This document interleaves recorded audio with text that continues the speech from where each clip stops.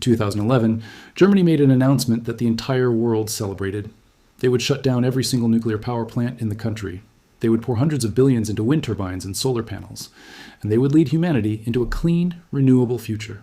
Europe applauded. Environmental groups cheered. Politicians lined up to praise the boldness of the vision. It felt like the beginning of something historic. A wealthy, powerful nation choosing principle over convenience. And while all of that celebration was happening, while the cameras were rolling and the speeches were being delivered, the United States was doing something very different, something quieter, something with no press conferences and no global fanfare.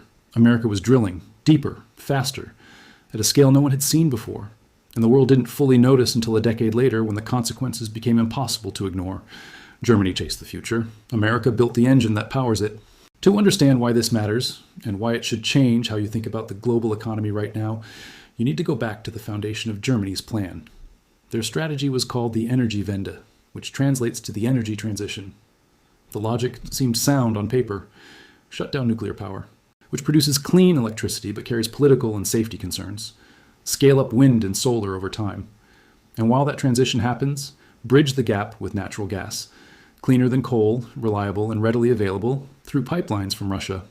For a while, it worked. German factories kept running, electricity kept flowing, the renewable sector grew. Germany looked like a global leader. But the strategy had a hidden fault line buried underneath it. By becoming dependent on Russian gas for that critical bridge period, Germany had handed an adversary enormous leverage over its own economy. And in February 2022, that leverage was exercised. Russia invaded Ukraine. Europe responded with sanctions. Russia responded by cutting gas supplies. Almost overnight, the pipeline that Germany had built its energy bridge on ran dry. What followed was an economic shock that Germany is still processing today. Electricity prices for industrial consumers surged to levels that made large-scale manufacturing genuinely unviable. At their peak, German industrial electricity prices exceeded 30 cents per kilowatt hour. Compare that to what American manufacturers were paying, closer to 7 or 8 cents per kilowatt hour for natural gas-based power. That is not a competitive disadvantage. That is a structural execution. When your input costs are 4 times higher than your competitors, no amount of engineering excellence or worker productivity can fully compensate. The consequences showed up in the decisions of some of Germany's most iconic companies. BASF, founded in Germany in 1865, one of the largest chemical producers in the world, a company that defined German industrial identity for over 150 years, began moving investment to the United States. Volkswagen announced factory closures on German soil for the first time in its history. Energy-intensive industries across the country started running the numbers and reaching the same conclusion. Staying in Germany at current energy prices meant operating at a structural disadvantage with no clear end in sight. When the energy math stops working, capital moves. It always has. It always will. Now here's where the story shifts completely. Because while Europe was managing this crisis, while Germany was scrambling for alternatives and the continent was rationing energy, America had already spent a decade building the most dominant energy position in modern history. And most people still don't fully understand how it happened or what it means. The shale revolution is the starting point. Beginning around 2008 and accelerating sharply through 2012 to 2018, American engineers and energy companies perfected a technique called hydraulic fracking, which allows them to extract oil and natural gas from dense underground rock formations that were previously considered unreachable. The scale of what followed is genuinely staggering. The United States, which had been importing roughly 60% of its oil just 15 years ago, became the single largest crude oil producer on the planet, surpassing Saudi Arabia, surpassing Russia, surpassing every other nation on Earth. In natural gas, production nearly doubled within a decade. Domestic prices stayed low, not temporarily low, structurally, consistently, durably low. And then America made its next strategic move. It built LNG infrastructure, liquefied natural gas terminals along its Gulf Coast and Atlantic coastline. LNG is natural gas that has been cooled to liquid form so it can be loaded onto tankers and shipped anywhere in the world. This was the move that transformed America from a domestic energy powerhouse into a global energy exporter. When Russia cut off gas to Europe in 2022, Europe needed an alternative at scale and needed it quickly. America was ready. U.S. LNG exports to Europe surged by over 140% in the year following the invasion. Washington didn't just fill a supply gap. It converted an energy surplus into geopolitical influence at precisely the moment Europe was most vulnerable. The industrial consequences of this are now unfolding in real time across multiple sectors. Consider the semiconductor industry. Chip fabrication is one of the most energy-intensive manufacturing processes that exists. When the United States passed major legislation to incentivize domestic chip production, those incentives landed in soil that was already fertile, because cheap, reliable American energy made the long-term economics of US-based manufacturing genuinely attractive. Taiwan semiconductor manufacturing company Intel, Samsung, all announced massive new fabrication investments on American soil. These are not short-term decisions driven purely by subsidies. These are 20 to 30-year capital commitments, and energy cost is embedded in every single calculation behind them. The same dynamic is visible in petrochemicals, aluminum, steel, and now the fastest-growing energy consumer of all, artificial intelligence infrastructure. Data centers that power AI models require enormous and rapidly growing amounts of electricity.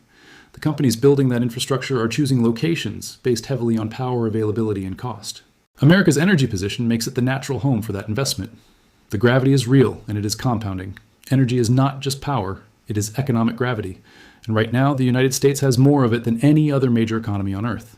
Now, because honest analysis requires this, the U.S. advantage is not without its own risks and limits. Shale wells decline faster than conventional oil fields.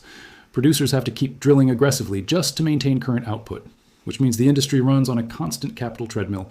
Major oil companies have become more disciplined about spending, which could constrain future production growth. There is political uncertainty around LNG export approvals, and over a longer horizon, beyond the next decade, as renewable energy costs continue falling globally, the energy cost gap between America and competing economies will likely narrow. The U.S. advantage is real and significant.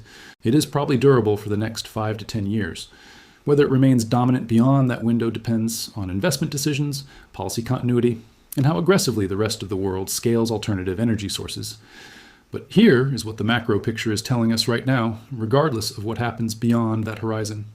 Capital is responding to this advantage today. Investment decisions being made in boardrooms right now about where to build factories, where to locate data centers, where to site the next generation of energy-intensive industry, are being shaped by American energy economics. Those decisions create jobs, tax revenue, industrial clusters, and economic density that compounds over years and decades.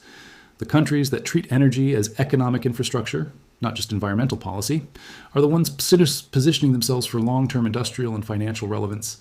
Germany understood the environmental argument and built its strategy around it. America understood the economic argument and built its strategy around that.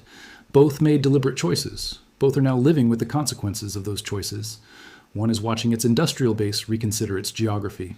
The other is watching investment flow toward it from across the Atlantic. That is not a coincidence. That is energy policy expressing itself in economic outcomes. Exactly as it always does, eventually, inevitably. Germany wanted to lead the future. America decided to power it. And that difference between the vision and the fuel is now reshaping where industries grow, where capital flows, and where the next era of economic power takes root. The energy map has been redrawn.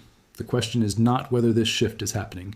The question is whether you have the right framework to see it clearly, because the investors, policymakers, and executives who understand this dynamic early are the ones who will navigate the next decade most effectively. If this is the kind of macro analysis you want every single week, the forces reshaping global capital, industrial geography, and economic power explained clearly and without noise, then subscribe right now. This channel exists for one reason: to help you see what is actually happening in the world economy before it becomes obvious to everyone else. Hit the like button if this video changed how you think about energy and global competition. It directly helps more people find this content, and share it with one person in your life who thinks seriously about money, business, or global affairs. This is the conversation that needs more people in it. See you in the next one.